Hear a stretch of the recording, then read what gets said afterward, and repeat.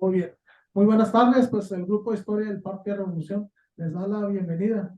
Ahora tenemos un tema muy interesante, que hacía buen rato que nos había prometido nuestro expositor,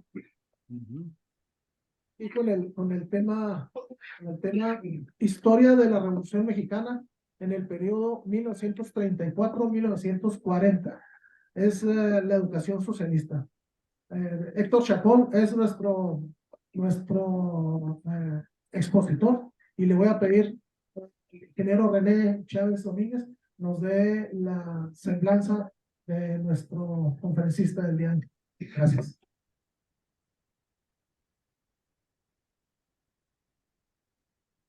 ¿Y qué tal? Buenas tardes a todos por allá a distancia y aquí los compañeros eh, presentes. Pues vamos a acomodar.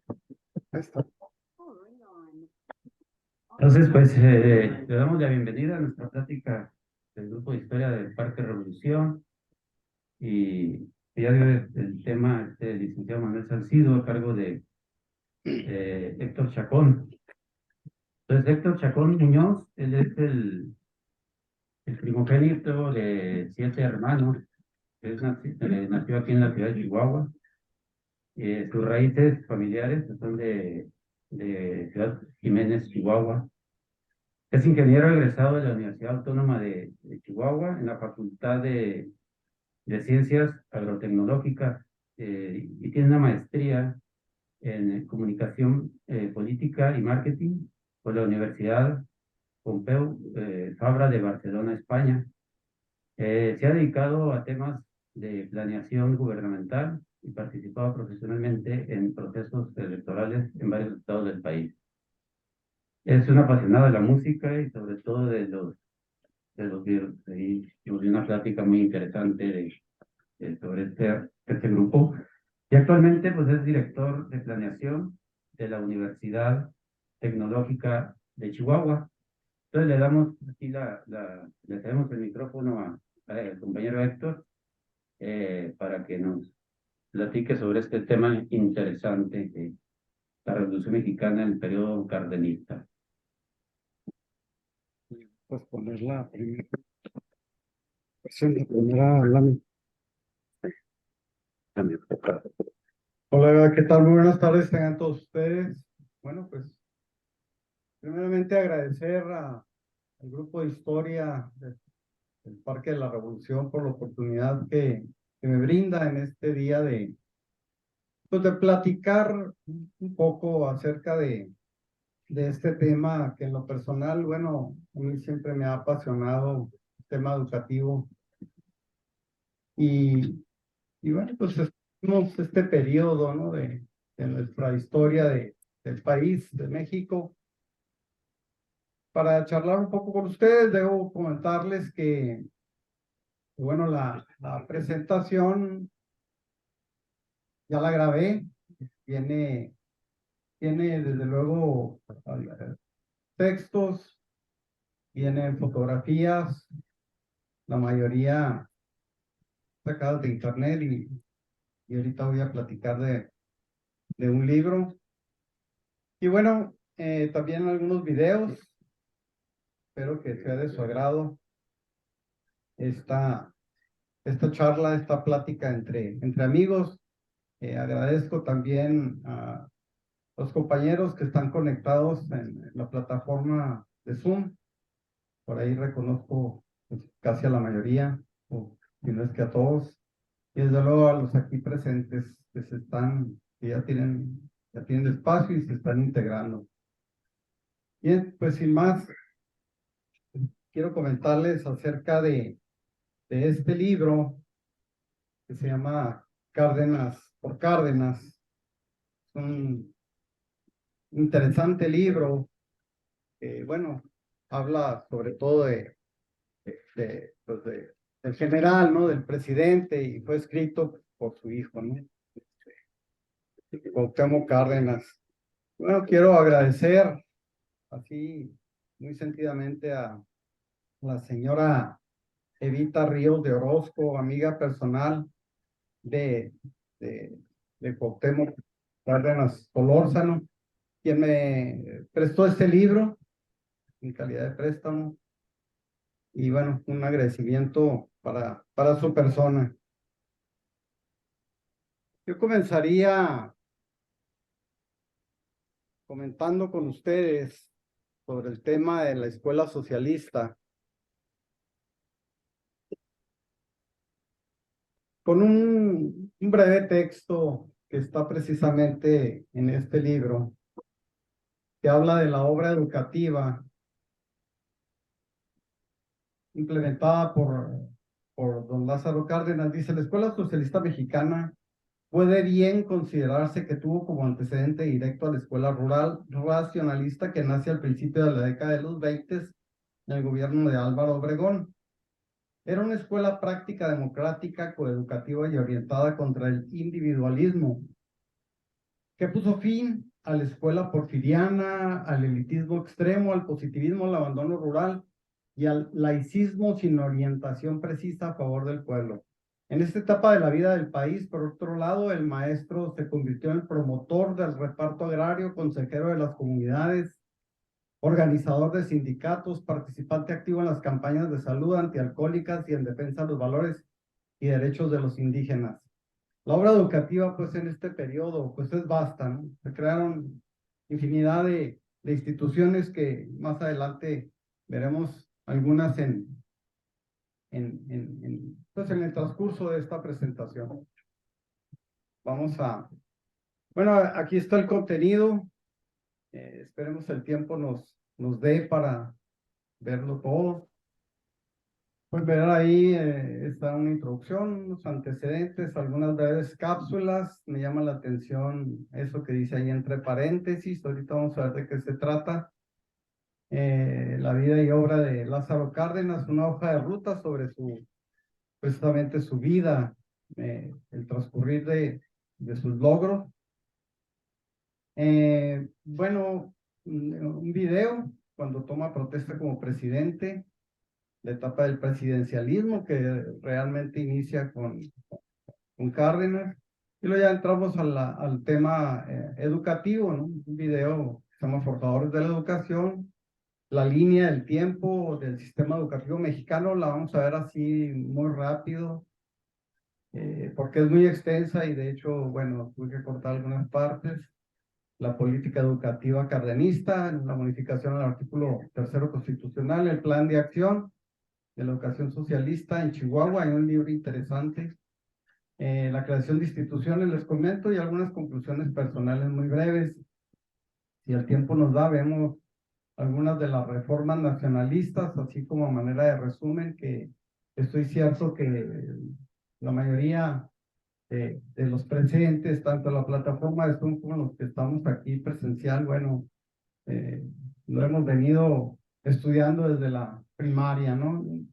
Y bueno, breves apuntes, una galería de imágenes y algunas de las fuentes consultadas. Entonces,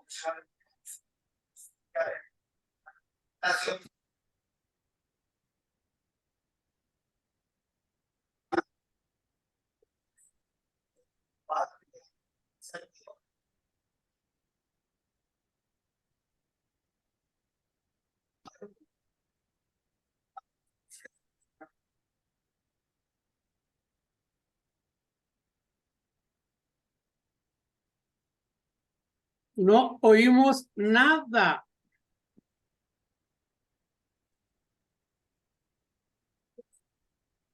No No oímos. está diciendo nada, Eduardo.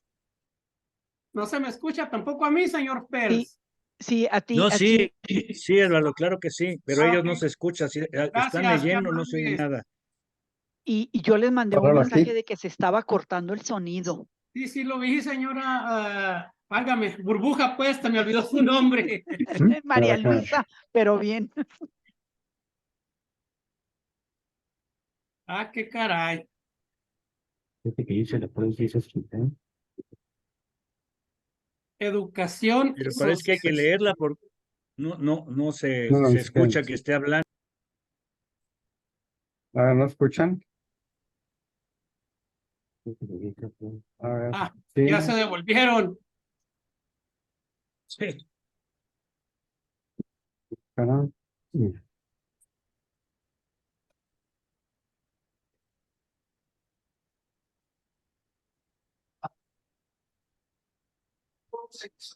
Se sacó de la presentación. Sí. Pero está, pícale para que lo pare.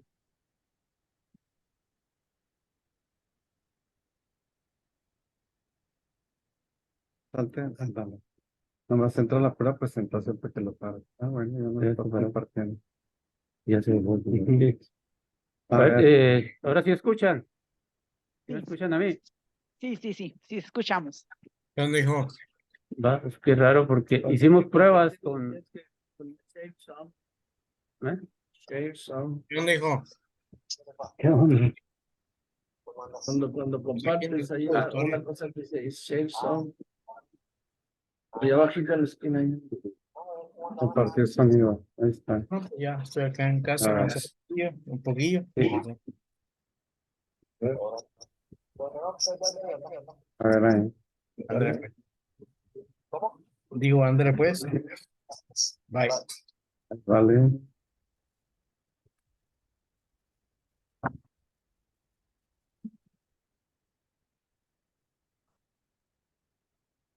Lázaro Cárdenas del Río, uno de los personajes Ahora cruciales sí se de la historia escucha. mexicana del siglo XX, generó en vida y ha generado después de su muerte Afirmativo. detractores, todos ellos actores fundamentales en el proceso de su mitificación, pero con la tendencia implícita, casi inevitable, de homenajearlo o de condenarlo.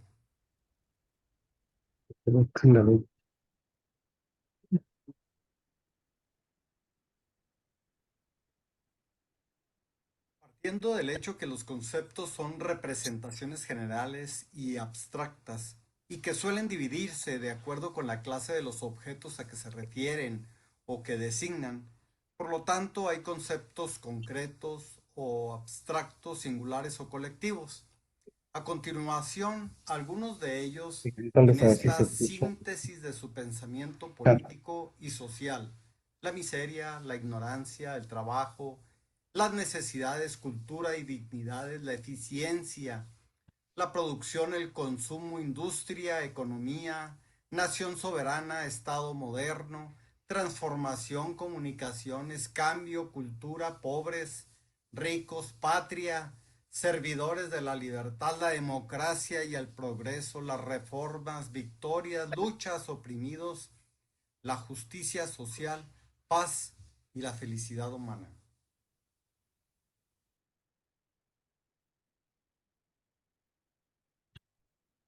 En el tomo 3 del libro Lázaro Cárdenas, Modelo y Legado, un 1 de diciembre de 1940 a las 12 del día, expresaba Lázaro Cárdenas el texto que ven ustedes ahí en pantalla, cuando le entrega la banda presidencial a Manuel Ávila Camacho. Para entrar en contexto con el tema, vamos a ver algunos antecedentes. El porfiriato y las contradicciones. Ahí tenemos la Plaza de la Constitución en 1910. Las élites gobernantes deseaban que las urbes reflejaran la prosperidad y el progreso de la nación.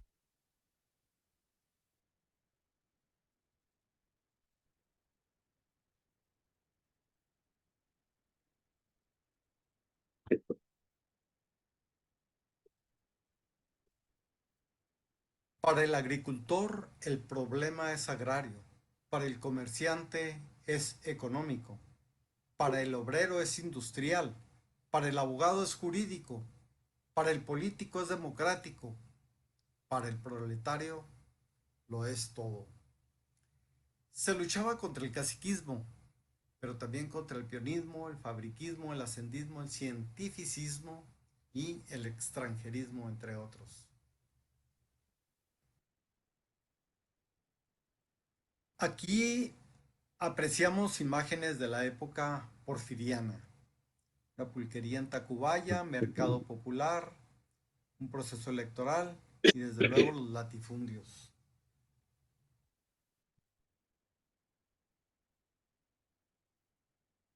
Este día marca uno de los acontecimientos más relevantes de la historia moderna de México. Me refiero a la entrevista Díaz-Creelman. En algunos casos es considerado como decisivo para el proceso que dio inicio al movimiento revolucionario. Ahí vemos algunos periódicos de la época: Pearson Magazine y El Imparcial. En esta lámina podemos apreciar el contexto internacional y las repercusiones en México, lo que sucedía en el mundo, ¿no? Como la Primera Guerra Mundial entre 1914 y 1918, los denominados felices años 20, la crisis mundial de 1929, el ascenso de los totalitarismos en Europa y en 1936 la Guerra Civil Española.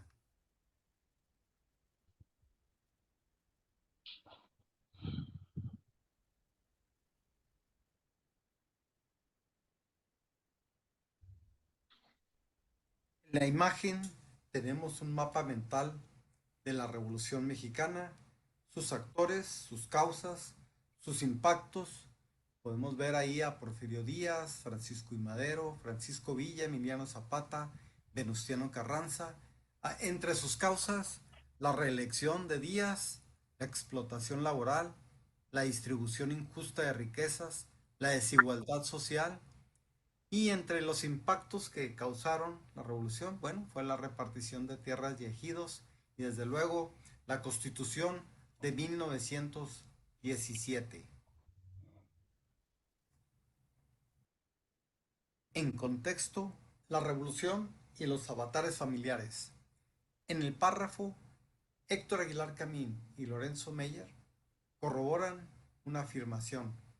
Varios intelectuales de la época ya mostraban desde 1895 preocupación por el problema agrario.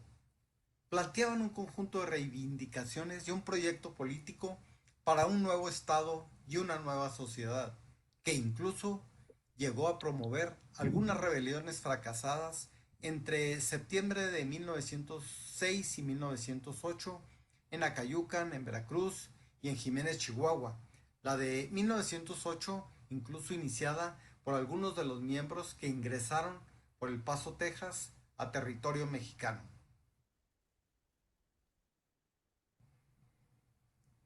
El Partido Liberal y los grupos opositores al régimen tuvieron mayor éxito para divulgar sus ideas entre los obreros y la clase media urbana y rural a través del periodismo. Destacan entre los principales órganos de lucha el periódico Regeneración, El Hijo del Ahuizote, Revolución, Punto Rojo, y los derechistas Diario del Hogar, El Colmillo Público, entre otros. Algunos de ellos seguramente llegaron en la clandestinidad. A la vez, surgían una serie de bandas móviles en los estados norteños de Sonora, Sinaloa, Durango y Chihuahua, con líderes naturales de la talla de Heraclio Bernal, Ignacio Parra, Doroteo Arango, conocido como Pancho Villa.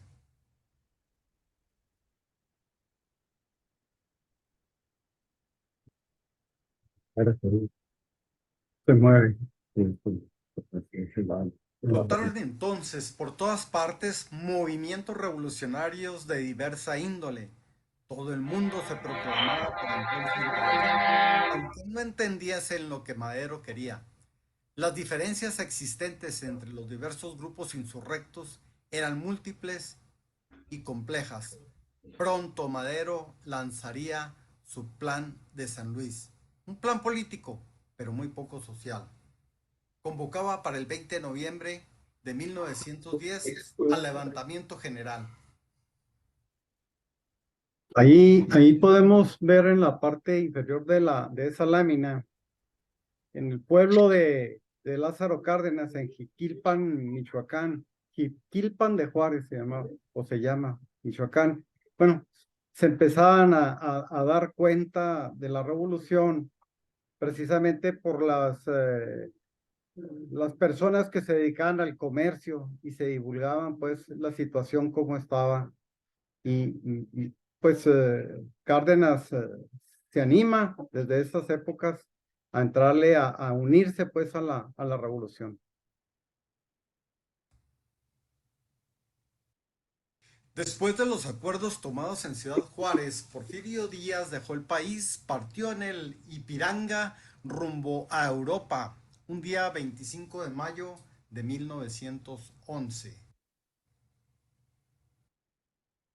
En el momento en que el presidente y nuevo demócrata se sentaron a negociar, nunca fue manejada la victoria revolucionaria como un asesinato por los verdes. Y sin embargo, periódicos apenas iniciaban los verdaderos la represión problemas. De Huerta continuó. Pronto, Henry Lane Wilson, el embajador estadounidense, quien había empujado la ocupación de Veracruz por parte de los soldados estadounidenses, y en el momento en que el dictador y el nuevo demócrata llevaron a Huerta a la victoria revolucionaria parecía total. Y sin embargo, apenas iniciaban los verdaderos problemas. En el momento en que el dictador y el nuevo demócrata se sentaron a negociar, la victoria revolucionaria parecía total. Y sin embargo, apenas iniciaban los verdaderos problemas. Pronto, Henry Lane Wilson, el embajador estadounidense, quien había empujado en forma crucial la caída de Díaz y participaría activamente en la decisión de asesinar a Madero, reportaba al Departamento de Estado de los Estados Unidos: la revolución no ha terminado. Madero caerá muy pronto. Producto de diversos antecedentes sociales, históricos, políticos, económicos y necesariamente jurídicos, el 5 de febrero de 1917, en Querétaro, fue promulgada la Constitución Política de los Estados Unidos Mexicanos.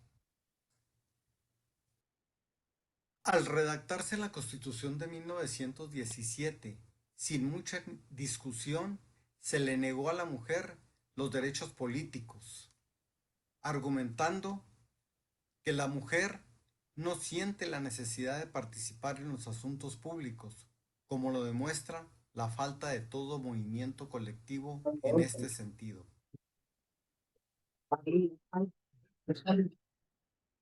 El reclamo por el derecho al sufragio femenino se debía a que las mujeres veían en este acto su reivindicación, el saldo de una deuda que la revolución tenía con ellas.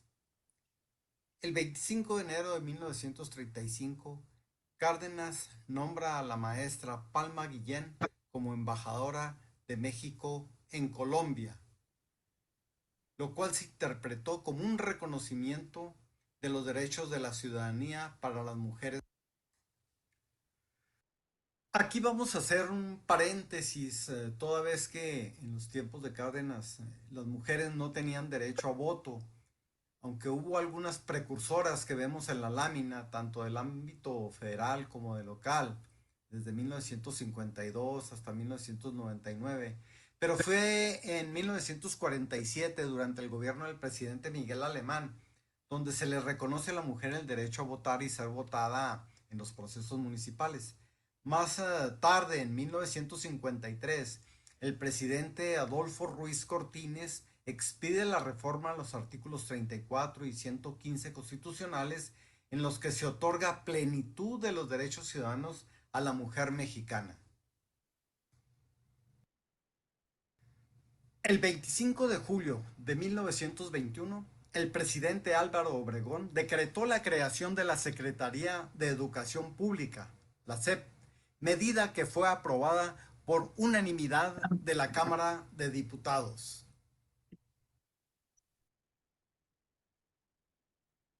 En esta fotografía apreciamos el edificio de la Secretaría de Educación Pública con algunos de los murales que se plasmaron en sus paredes. Pasamos a la etapa de la Revolución Cristera, terminó, que fue una pugna ideológica entre el gobierno federal y la alta jerarquía con la firma de los el desprestigio, la sospecha y la suspicacia se habían apoderado de las percepciones populares sobre las personas que ocupaban el escenario de la administración pública, las altas jerarquías militares y los escaños de representación gubernamental. Para muchos miembros de la élite política, así como para gran parte de la población mexicana, el binomio Calles-Cárdenas se caracterizaba por una especie de doble poder al que ya habían tenido varias oportunidades de conocer en el pasado. Cárdenas se deslinda de Calles. El Maximato es un periodo de gobierno en la historia política de México que comprende de 1928 a 1934, en el que fueron presidentes Emilio Portes Gil, Pascual Ortiz Rubio y Abelardo L. Rodríguez. Culmina en el primer año de gobierno de Lázaro Cárdenas, cuando Plutarco Elías Calles es expulsado del país. Lázaro Cárdenas del Río nació el 21 de mayo de 1895, falleció el 19 de octubre de 1970.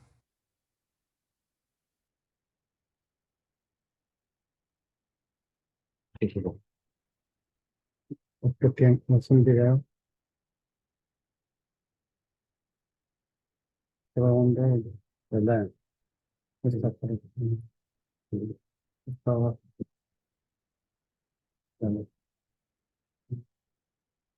trabajo. Bueno, vamos a obviar, ahí está un video, pantalla completa, pero podemos activarlo. No sé si saliendo de la, de la presentación de PowerPoint. O sea, sí. Vamos a avanzar.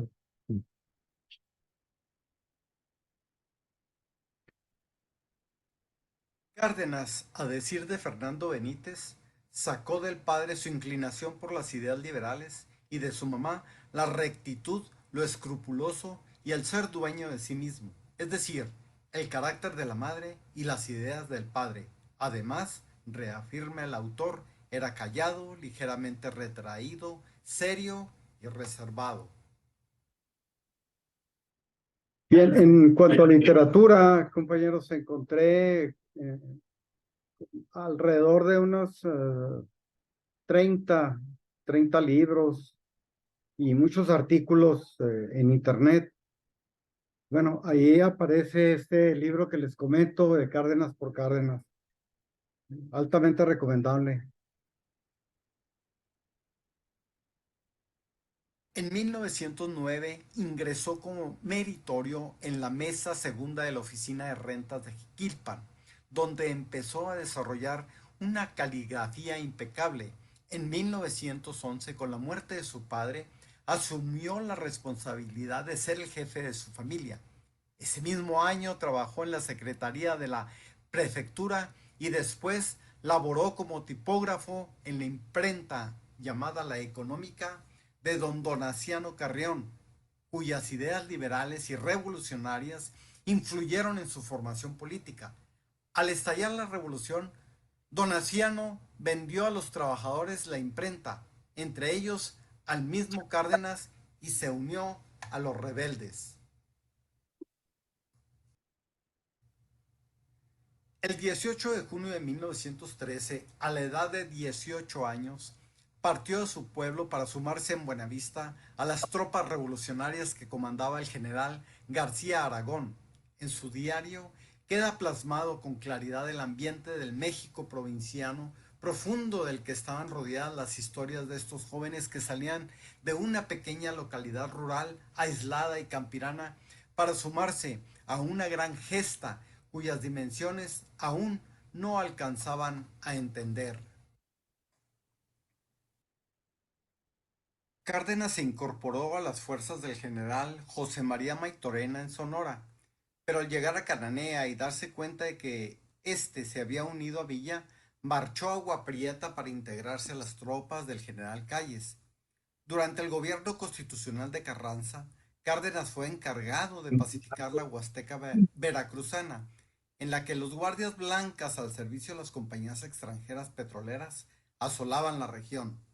En 1920, desde la Huasteca, se adhirió al plan de Agua Prieta encabezado por los sonorenses Obregón de la Huerta y Calles en contra del presidente Carranza. Al triunfo del movimiento de Agua Prieta, el presidente interino Adolfo de la Huerta ascendió a Cárdenas al grado de general brigadier. Comisionado en Michoacán, recibió el gobierno de su estado natal en manos de Pascual Ortiz Rubio. Bueno, en el audio no se escuchó muy bien, pero recibe el gobierno interino.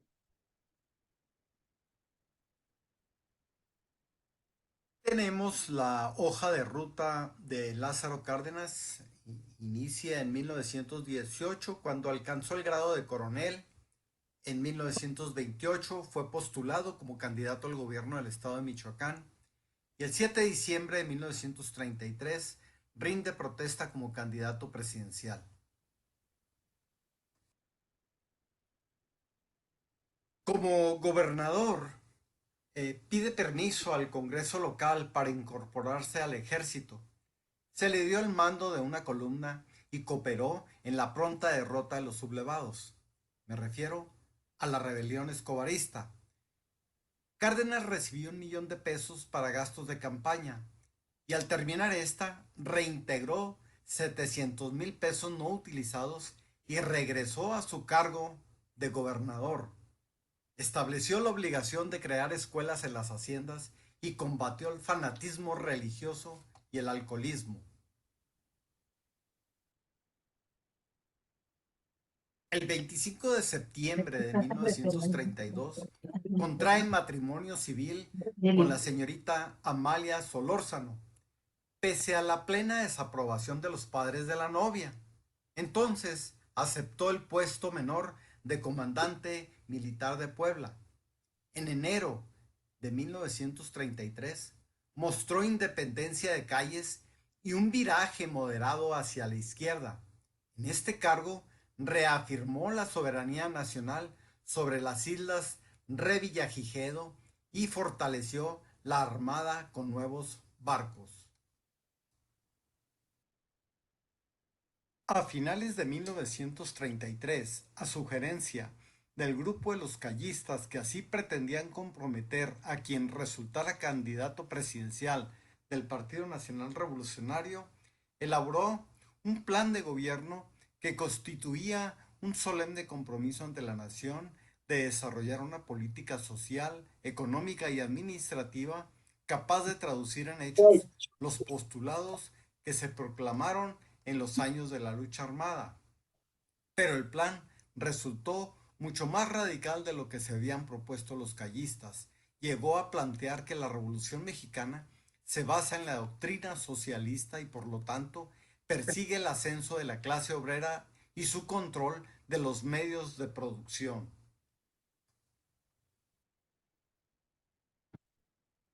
Por un lado, el proyecto de gobierno descansaba en el plan sexenal y en la aplicación de los principales postulados de la Constitución de 1917, lo cual permitía a un modelo factible de desarrollo y de igualdad, pero por otro lado también una infinidad de variables locales determinadas por líderes y organizaciones regionales, así como por los sempiternos conflictos agrarios y laborales, aunados a las disparidades sociales y económicas, incubadas desde siglos atrás. Bueno, todo esto hacían que el proyecto y la instrumentación de los principios constitucionales se convirtieran en metas muy difíciles de alcanzar. Ahí tenemos que el plan tenía 4 propósitos fundamentales que se pueden apreciar en la lámina y bueno, pues a esto había que añadir los intereses de las organizaciones patronales y a la continua oposición de la Iglesia Católica, así como los afanes protagónicos de quienes ya habían probado o estaban disfrutando del poder estatal y federal. 6 de diciembre de 1933, el plan sexenal fue aprobado por la Asamblea del Partido y Cárdenas rindió protesta como candidato presidencial del mismo. Viajó por todos los medios de transporte disponibles en la época, aún a pie, y usó todo tipo de propaganda política para hacer llegar su mensaje a una población en su mayoría pasiva e indiferente, desde mítines de empleados y campesinos acarreados, la radio y el cine, hasta los botones, carteles y banderines. Su lema de campaña fue Trabajadores de México, unidos. Y decía Cárdenas, yo soy quien debe ir a ellos, ya que ellos no pueden venir a mí. Durante las etapas de su campaña, el general resumió sus impresiones por cada entidad federativa, anotando las necesidades de comunicación local y con el resto del país. Apuntó dónde era imprescindible la dotación de tierras y cómo debía hacerse. Se imaginó y propuso posibles desarrollos regionales y se percató de diversos conflictos sociales causados por la ignorancia, la segregación, el fanatismo religioso y el abuso de poder. Cárdenas pudo obtener de primera mano una visión de las condiciones reales del país y por lo tanto un diagnóstico sobre el cual basó como presidente y fue esbozando lo que sería su mandato en frases como las que vemos en la lámina.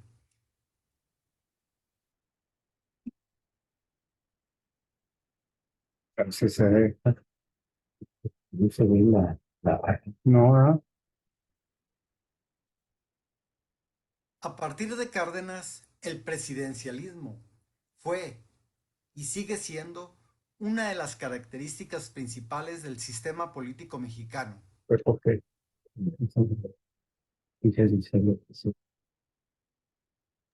Perdón, pero hay micrófonos encendidos y están interrumpiendo tu conversación. Muy En primer interesante. lugar, la depresión económica fue causa de un empobrecimiento de las masas por la crisis de 1929. En segundo lugar, la inminencia de una nueva guerra mundial. Y en tercer lugar, la situación estratégica de México respecto a los Estados Unidos, lo cual motivó la injerencia del nazifascismo.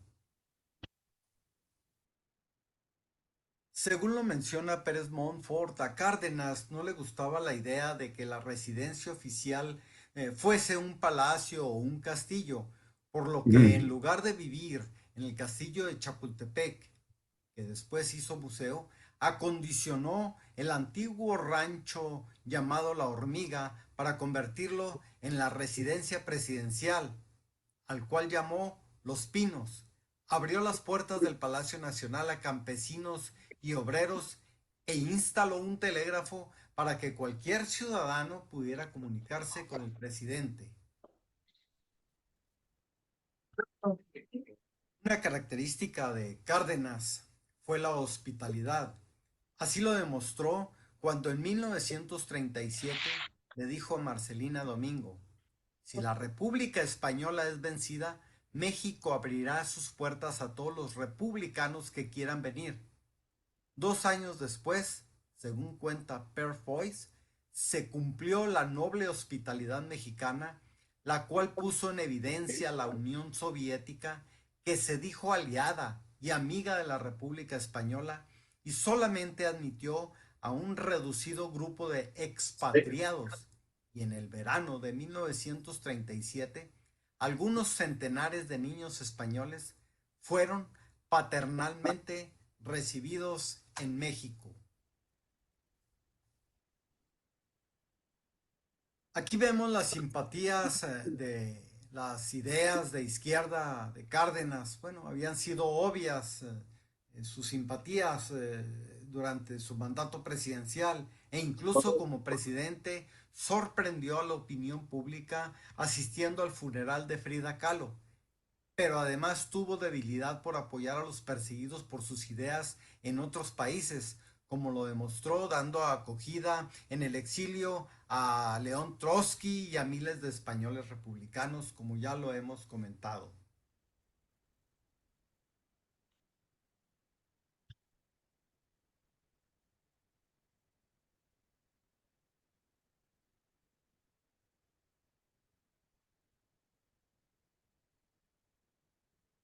Ese sí me gustó.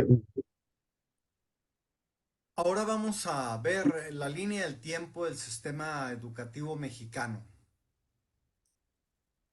Aquí por obviedad de tiempo, voy a avanzar más rápido hasta llegar al periodo de la escuela socialista.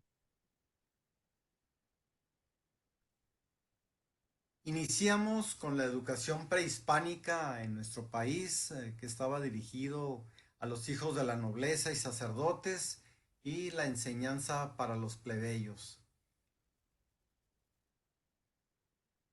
Continuamos con la educación a mitad del siglo XVI, donde los jesuitas tuvieron gran influencia intelectual en la sociedad novohispana. Bueno, aquí tenemos esta lámina de la educación a finales ya del siglo XVI, donde la educación se daba en el atrio de las iglesias, congregados en conventos. Ya nos pasamos a la época del virreinato, en donde se establecieron instituciones como el Colegio de la Santa Cruz de Tlatelolco, el primer colegio de América. Para el último tercio del siglo XVIII, el gobierno real fundó los colegios superiores de cirugía, grabado, nobles artes de San Carlos, Real Estudio Botánico, etc. Y a principios del siglo XIX, los liberales españoles que luchaban contra el absolutismo Borbón y los insurgentes mexicanos aceptaban la necesidad de atender la educación. En la educación durante el periodo postindependiente, los liberales y conservadores consideraban que la educación era fundamental, desde luego los conflictos políticos, ideológicos con el exterior, bueno, dificultaron la construcción del Estado y con ello la definición de políticas educativas. Aquí tenemos en la línea del tiempo de 1824 a 1834. Habla de los liberales, de las primeras décadas del México independiente, donde proponen la libertad de enseñanza.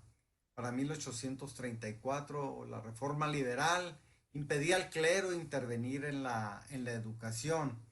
No pudo aplicarse, fue suprimida ante la respuesta adversa de los sectores conservadores.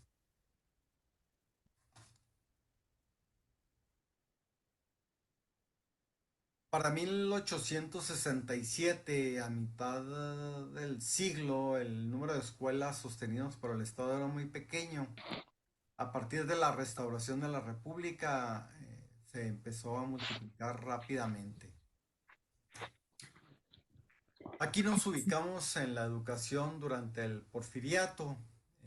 Bueno, en este periodo el poder y los recursos económicos tendieron a centralizarse a costa de las autonomías locales y de las estatales. Para 1888 se promulgó una ley de instrucción obligatoria, pero con alcance jurisdiccional para el Distrito Federal y los territorios federales. Justo Sierra llega a la Subsecretaría de Instrucción Pública. En 1905, la tenacidad de Justo Sierra se hizo potente con la creación de la Secretaría de Instrucción Pública y Bellas Artes, a la postre la Secretaría de Educación Pública. Durante la Revolución, al periodo de conciliación y consolidación, bueno, podemos decir que la educación tuvo un escaso desarrollo. Algunos estados impulsaron leyes para la educación popular y otros, con dificultades económicas, crearon escuelas y ampliaron el número de profesores. El Congreso Constituyente de 1917 elevó por vez primera a rango constitucional el precepto de la educación laica, obligatoria y gratuita. La situación cambió en 1921 cuando, por iniciativa de José Vasconcelos, fue creada la Secretaría de Educación Pública. En el sexenio de Lázaro Cárdenas fue modificado el artículo 3º constitucional para dar lugar a la educación socialista. Por vez primera, el texto constitucional se obliga a las escuelas privadas a seguir los programas oficiales. Para 1940 se redujo al 50% el analfabetismo de la población adulta. En esos años se crearon internados, comedores y becas, se impulsó la creación de escuelas vinculadas a centros de producción y se alentó la educación técnica. Desde luego, se creó el Instituto Politécnico Nacional, el Colegio de México, entre otros. Es curioso que el legislativo, que le dio por su lado a Cárdenas y modificó la Constitución, un legislativo al servicio del Partido Nacional Revolucionario, practicase un antifanatismo que apreciaba la eugenesia como forma de filosofía social, muchas veces acusada de pseudocientífica, pues consideraba razas inferiores a chinos y judíos, juzgaba degenerada la homosexualidad y encontraba recomendable que el Estado encarcelase a quienes cometiesen el horrible delito de impureza ideológica.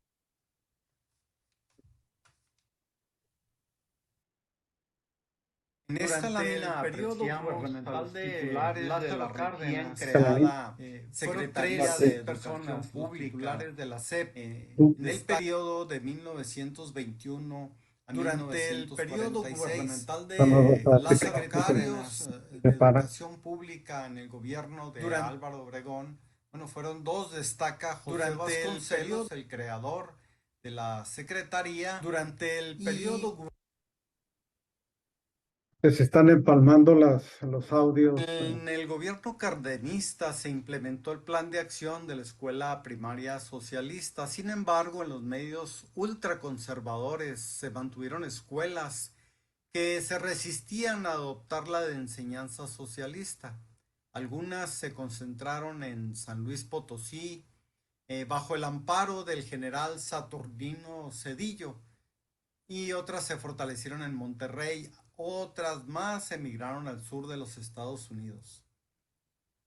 Luego hubo una disputa por la secundaria, toda vez que las escuelas oficiales se ocuparían de preparar técnicos y no solamente estudiantes para las profesiones liberales. Lázaro Cárdenas pidió a los universitarios que no se opusieran a la educación proletaria y técnica. La educación socialista se concibió como el instrumento fundamental que permitiría a los campesinos e indígenas de México conocer sus derechos, recuperar sus tierras y organizarse para alcanzar el mejoramiento definitivo de sus condiciones de vida.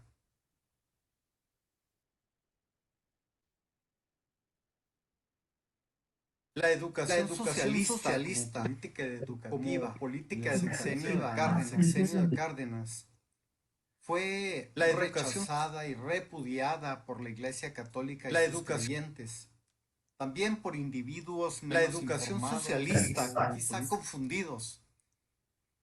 Rechazaban el carácter antirreligioso de esta política educativa.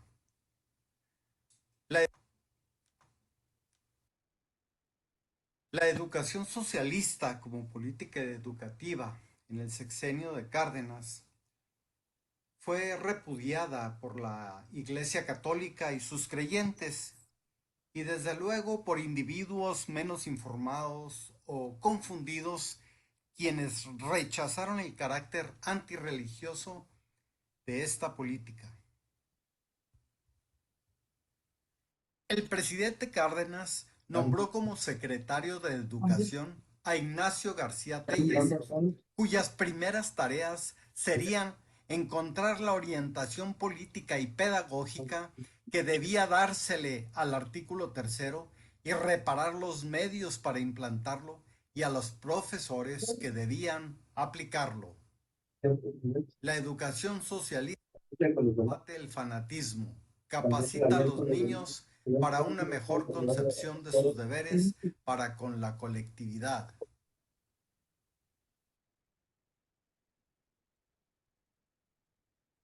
El objetivo de esta pedagogía era formar obreros calificados.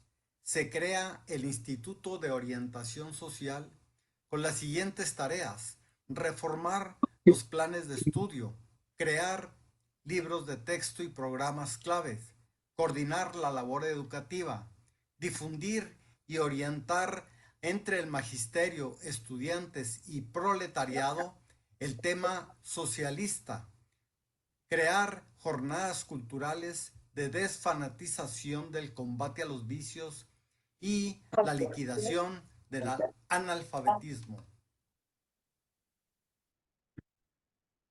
La educación socialista en Chihuahua es una obra metodológicamente bien estructurada y con bases documentales firmes, pues como su autor lo menciona, en 3 años de trabajo realizaron distintas revisiones a las fuentes de archivos y materiales bibliohemerográficos, arrojando un total de más de 3,000 fichas entre registros de acontecimientos y cuestiones sobre teoría, metodología y paradigmas de investigación. Esa es, pues, una de sus primeras virtudes contenidas en el libro. Aquí tenemos instituciones educativas creadas durante el periodo cardenista. Destacan, desde luego, escuelas rurales, escuelas técnicas, escuelas para adultos, las normales, las escuelas secundarias, bibliotecas, escuelas de arte, institutos, entre otras.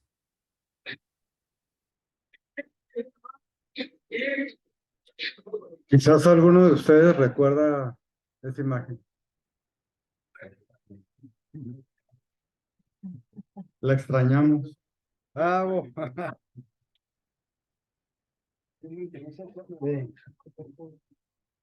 Bien, aquí tenemos algunas breves conclusiones sobre la educación socialista implementada por Cárdenas.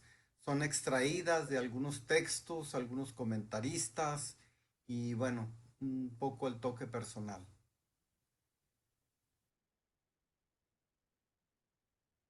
Esa lámina podemos apreciar sobre la oposición a la educación socialista, aunque no fue homogénea ni participó en ella toda la sociedad, pero sí se evidenció en 2 vertientes importantes, como fue la inasistencia escolar, debido a que los papás no mandaban a los niños a la escuela por el temor a qué les iban a enseñar, ¿no?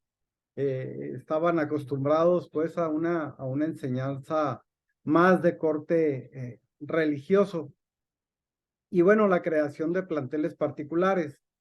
Quiero hacer aquí un paréntesis, un servidor, hablando a título personal, en 3er año de primaria, ingresé a todavía existe, es el Colegio Patria, es un colegio religioso. Y bueno, afortunadamente, papá y mi mamá me quitó de ahí y me llevó a una escuela de gobierno, ¿no? Pero bueno, cada quien tendrá sus experiencias, pero es parte, pues, de aquella situación que estamos viendo en la época de Cárdenas. También, quizá algunos de ustedes recuerdan la escuela industrial para señoritas que se ubicaba en la Modelo, en la 20 de noviembre de Ocampo. Es de las reminiscencias de la escuela socialista de Lázaro Cárdenas.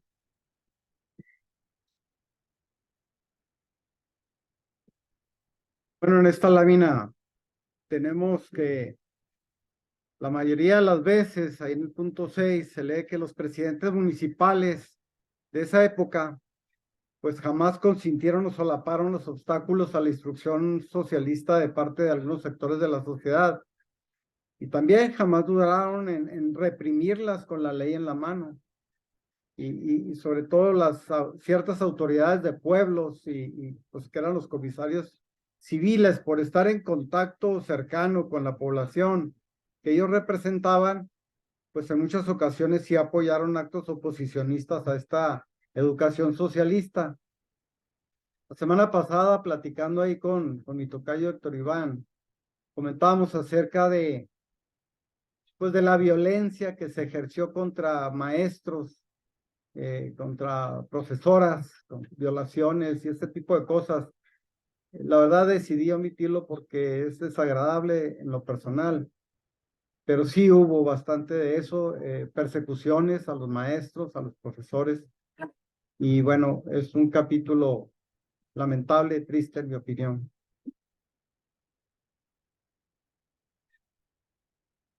Finalmente, en 4 láminas vamos a repasar las reformas nacionalistas. Iniciamos con educación y cultura, donde se implementa la educación socialista, se crea el Instituto Politécnico Nacional, el Instituto Nacional de Antropología e Historia, y bueno, tenía el objetivo de instruir a los alumnos de una manera científica y moderna para prepararlos a vivir en un México más justo. Otras de las reformas nacionalistas, como todos sabemos, la expropiación petrolera, la expropiación de ferrocarriles nacionales de México y un fuerte impulso a la reforma agraria. Una de las políticas de Lázaro Cárdenas fue el reparto agrario, en el cual alcanzó casi 18 millones de hectáreas repartidas entre 1934 y 1940.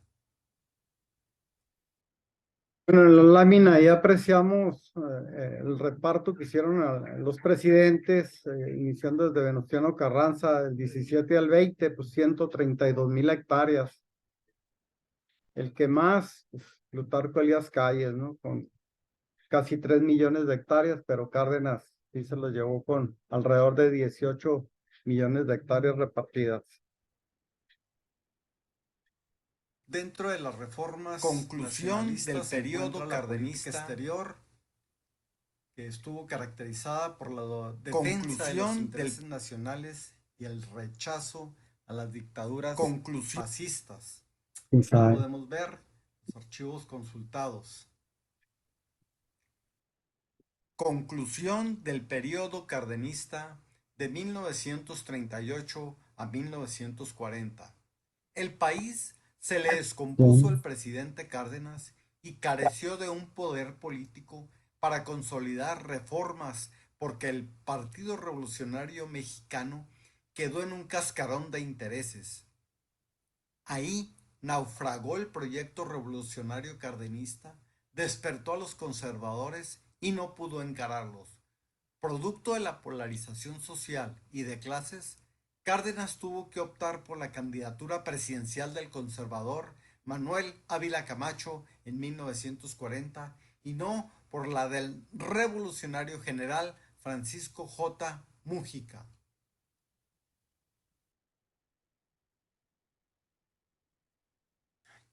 Ya casi para finalizar, aquí vemos algunos apuntes sobre el tema.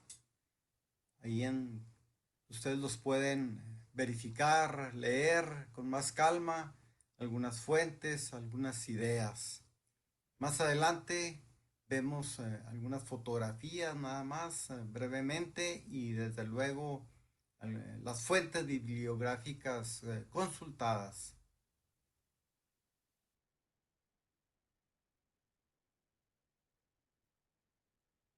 Bueno, ahí al pie de página, al pie de foto, es una manifestación social de las cuales Cárdenas se impulsó bastante, sobre todo contra el alcoholismo. Día de la parcela escolar, que fue también instrumentada por Cárdenas para que los hijos de los campesinos pudieran producir sus alimentos. La organización social comunitaria en las escuelas, ahí abajo a la derecha.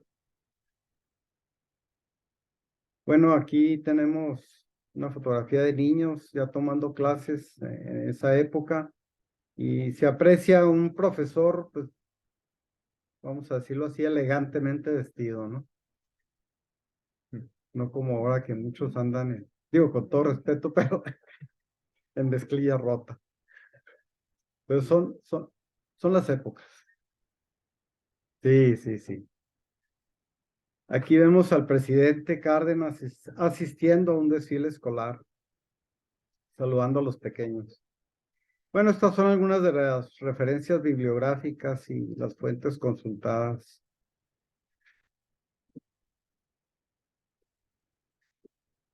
Y con esto concluimos, compañeros, agradecido por su amable atención.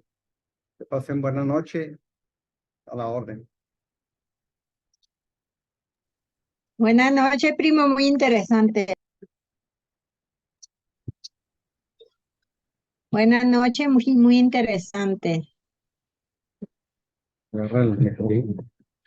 Sí, muchas gracias, Luli.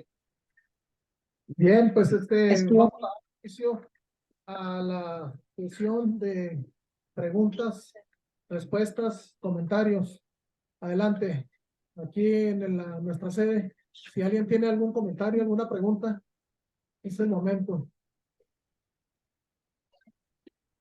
No, Ahí viene el muy licenciado bien, muchas gracias. Héctor Iván, adelante.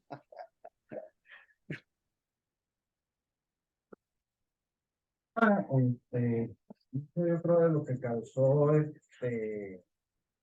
resquemor en muchos sectores de la sociedad, más que la metodología educativa, era un tanto el tema del nombre, ¿no? Que le llamaban socialista, porque finalmente la escuela laica ya era un tema desde la constitución ¿no? Y incluso el 57, con la reforma liberal de Juárez, ¿no? Esto dio pie a varias cuestiones, lo que mencionabas, que platicábamos el otro día, varios maestros rurales fueron no nada más asesinados, fueron torturados de maneras repulsivas y terribles comparadas con los criminales que conocemos en la actualidad, nada más. Porque sectores clericales sumamente radicalizados, sobre todo todavía remanentes y grupos cristeros todavía activos de manera ocasional, no en total y franca rebelión contra el Estado mexicano como algunos años antes. Este era un asunto complejo. Narciso Basol, por ejemplo, fue el primero en intentar incluir en los programas educativos la educación tremendas y desde luego un conflicto ya desde ese momento. Entonces, eso es un tema antes de Cárdenas, entonces ya venía una situación complicada. El tema de la teoría de la evolución fue conflicto educativo con esos grupos también, aunque eventualmente el mismo creo católico cambió sus posturas. Entonces, no es un tema viejo este tema de la educación, por supuesto, que finalmente la Iglesia Católica era quien originalmente tenía el control de la educación. Y parte de la labor de la necesidad y de la separación de la Iglesia y del Estado, pues finalmente darle al Estado ese control, porque es parte del control de sociedad, todos los estados tienen una educación que tiene un elemento ideológico. Ahorita que viste el cuadro de Jorge González Camarena de La Patria, el nacionalismo, la ideología más grande, más importante del mundo y la que más personas ha llevado también a la tumba, ¿no? Por las guerras. Pues finalmente, para que un estado se asiente, pues en la educación está la lucha por los corazones y mentes de la población, ¿no? Es correcto, tocayo. Así es, y ya lo habíamos comentado hace días. Sí, adelante. Adelante, ingeniero. Pásame. Manuel Alderete, adelante. Bueno, básicamente vamos a comentar sobre Cárdenas.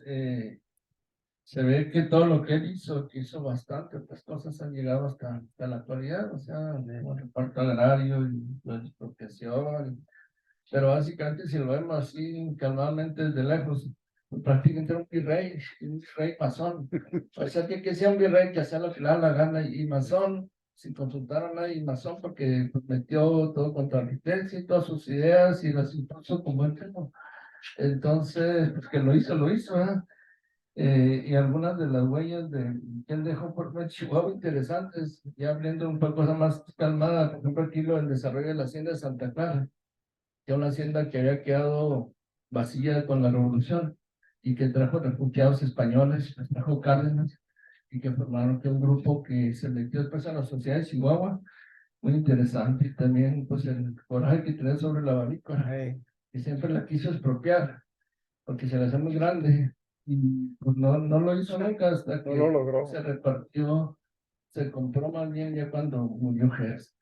Pero básicamente el comentario es de que pues, cuando entra el rey, pues hace lo que quiere, a pesar de los pesares.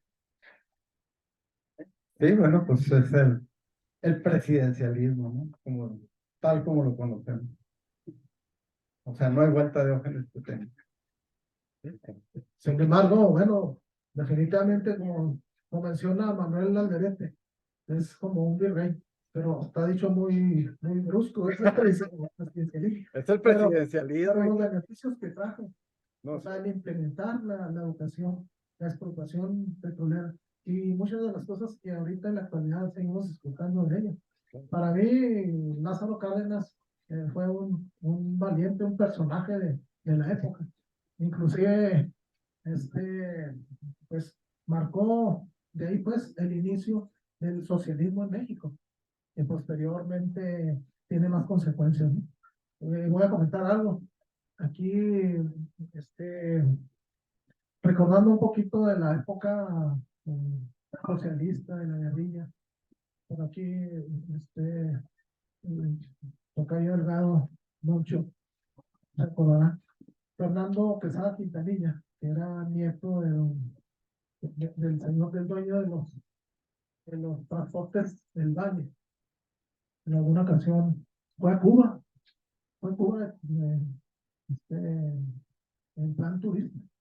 Y al llegar al aeropuerto de México, pues él compró unos libros allá, llegó al aeropuerto de México y ya los querían meter al bote por el hecho de haber comprado 4 libros que traía allá de Cuba. de Cuba. Digamos, son otras fechas, son otras épocas, pero fue pues el inicio. Le vamos a dar la oportunidad. Ricardo, adelante, Ricardo Pérez. Sí, gracias. Bueno, no escuchamos una buena parte de lo que se decía y otras nos las trajeron saltándonos, ¿no? O sea, pero bueno, los que más o menos conocemos de esto, yo creo que hay algo que es muy importante.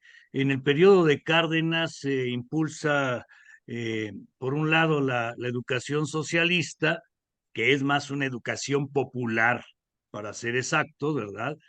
Destinada a los sectores más depauperados, y como contraparte se desarrolla una serie de escuelas privadas, pero de ninguna manera gratuitas, ¿no? O sea, el clero promueve una gran cantidad de centros educativos, pero siempre de paga. ¿Me equivoco? ¿Esto sucede igual en Chihuahua o no, Héctor? o se abren escuelas gratuitas por parte de los sectores Bueno, contrarios a la educación socialista. No, maestro Pérez, pues tienes toda la razón, o sea, es igual acá, ¿no? Es la misma. Ya lo comenté yo, ¿no? Ese colegio Patria y sigue y persigue y digo, y subsiste y existe. Pero sí, y hay muchos más, ¿no? Desde luego, y desde educación elemental o kinder hasta, obviamente, hasta profesional. Pero sí, Pero no existe ninguno que fuera gratuito. no, no, particulares gratuitos, no. Dios nos libre, diría, ¿no? Oye, Ricardo, lo único que hay y ha persistido son las becas, ¿sí?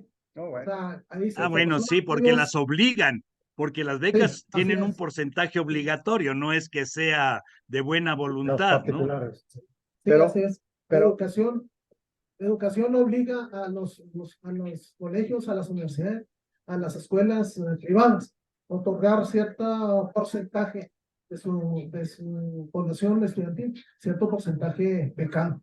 Sucede hasta en el TEC de Monterrey, aquí en Chihuahua, por citar un ejemplo, ¿sí? Sí, sí. Adelante. Sí, bueno, sí hay Gracias. becas, pero es muy bajo el porcentaje de alumnos becados así, y ya que tienen la beca, les dan un 25%. Sí, te lo digo por experiencia, ¿eh? Sí. No, sí, lo sé. Ah, Eduardo Muñetón, el Inge Muñetón tiene ahí la palabra. Sí, gracias. ¿Sí me escuchan? Ok, gracias. Pues como dijo el señor Pels, desgraciadamente no pudimos hilar adecuadamente esta interesante plática.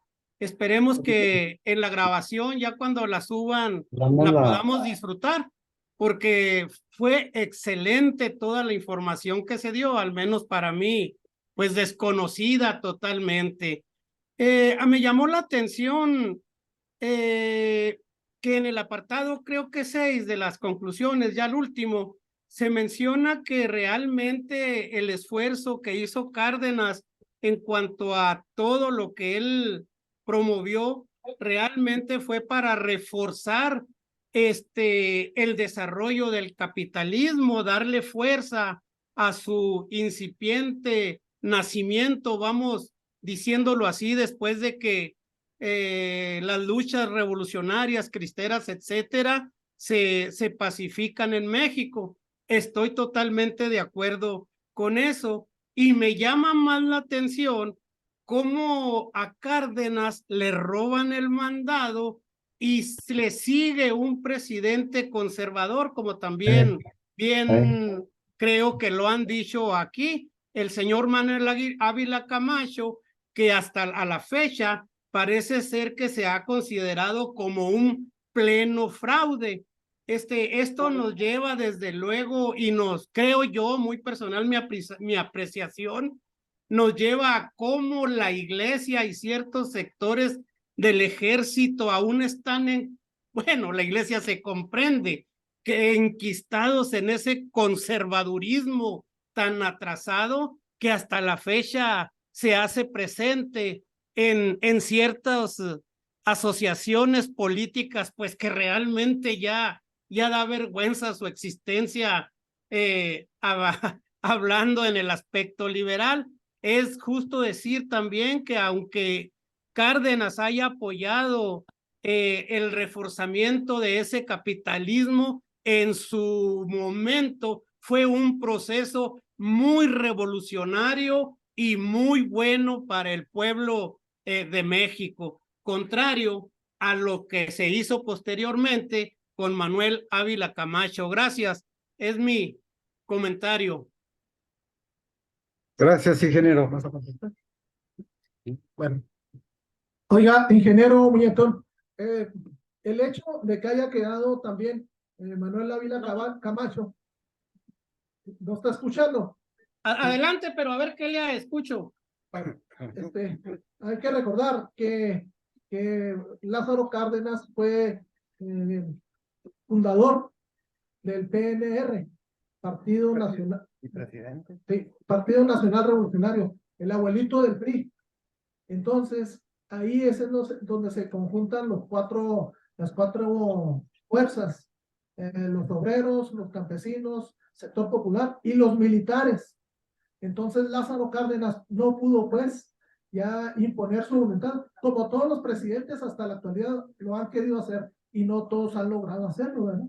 Pero esa fue la consecuencia y partido que dura casi 80 años en el poder hasta, bueno, ya es historia, hasta ahí. Gracias. A ver, Ricardo, adelante. Y nada más para comentar que lo que hizo Lázaro Cárdenas fue bastante en contra de la corriente norteamericana. No olvidemos los tratados de Bucareli, que estamos por finiquitar, y que frenaban el desarrollo de México. El hacer un Politécnico Nacional, el hacer todo lo que hizo él, implicaban muchas cuestiones muy riesgosas. Ay, ching, y de oposición a lo que es realmente los designios del país del norte, ¿no? O sea, entonces realmente no era tan fácil, o sea, visto de esta manera aislado de esa situación, parece como que no tenía mucha visión geopolítica, pero realmente se confrontó con la geopolítica de la época y llevó a cabo muchas cosas que no cualquiera hubiera sido capaz de hacer, que después le dieron en la torre y es otra cosa.